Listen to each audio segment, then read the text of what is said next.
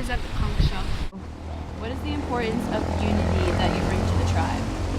The unity I bring to the tribe is when I use, such as when Ralph needs me to call the rest of the group, I bring, there could be chaos, there could be fear within the little Uchins, and there could be dangers or something, but when the conch is, when I am sounded, we all come together as one, and respect is within the tribe, and it's just, there's silence, and it's just a time when the tribe is just one.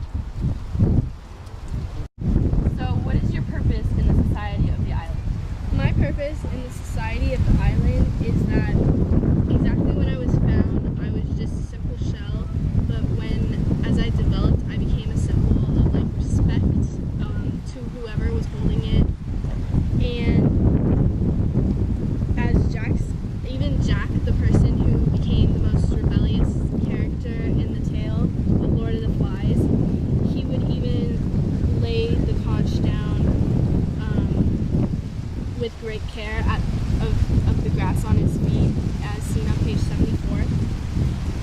But when I was broken, the government and the society, the political aspect of the society, became askew, and it just became corrupt, and nothing was right anymore, and it just became different than what it had started with when I was the symbol of their societal power. Hi, I represent the little ones in this interview. So how did the social turmoil within the island affect you? Well, we felt really neglected because they didn't really count us as real people. On page 175 in our book, it says, when they were debating over, who gets which people, they said the little ones, but everyone agreed that we didn't count as people because we didn't help them at all. And we weren't really part of any of the major decision making, even though we got to choose in the beginning.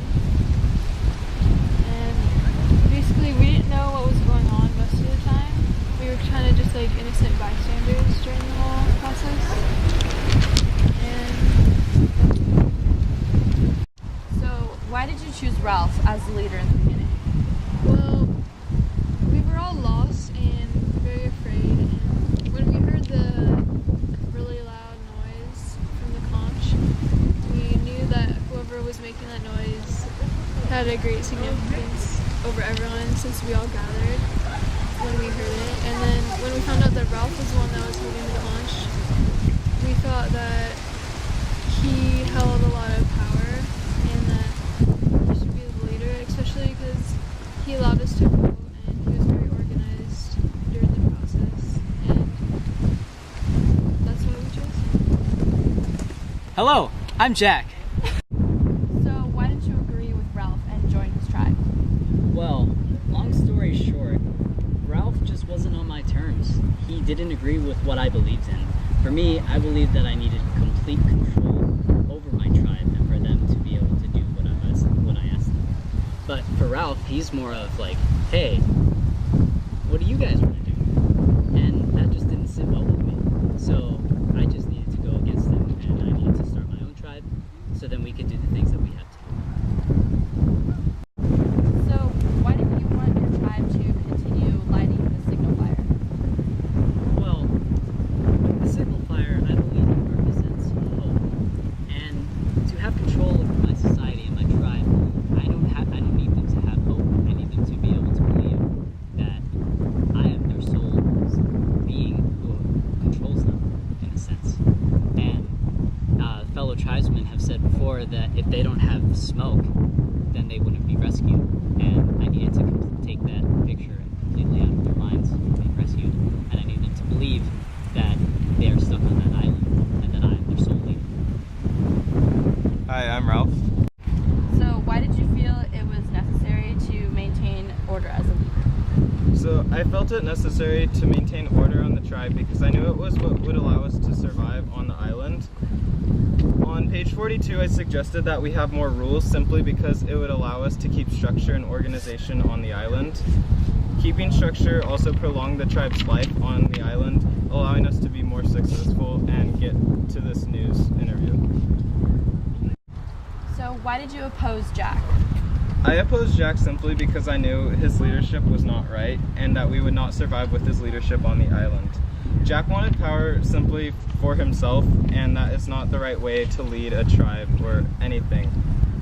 I knew with my structured leadership and organization that the tribe would survive and become safe. Hey, I'm the ghost of Piggy. So why didn't you embrace your inner savagery?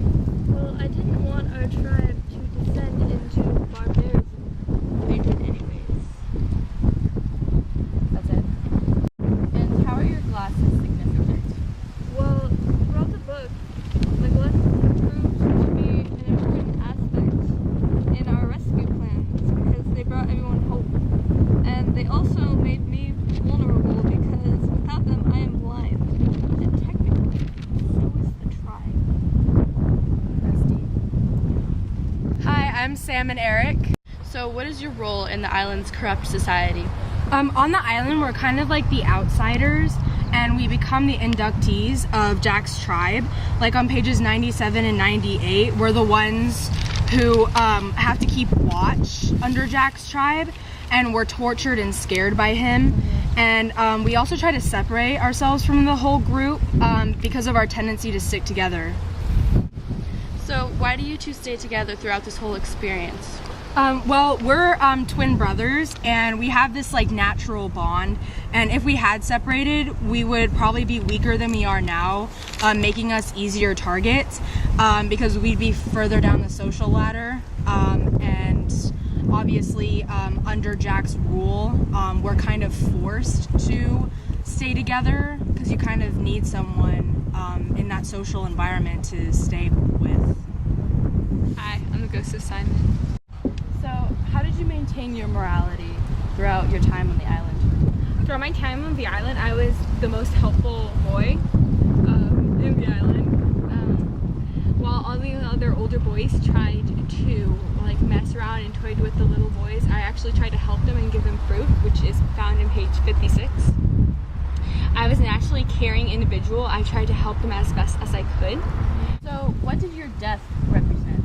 Well, as a person, I represent moral goodness in the society. And so my death represented the loss of this goodness and the loss of the innocence in the child. My death shows how easily savagery instincts can take over an individual and how easily the purely goodness can be lost throughout the child. How easily the purity and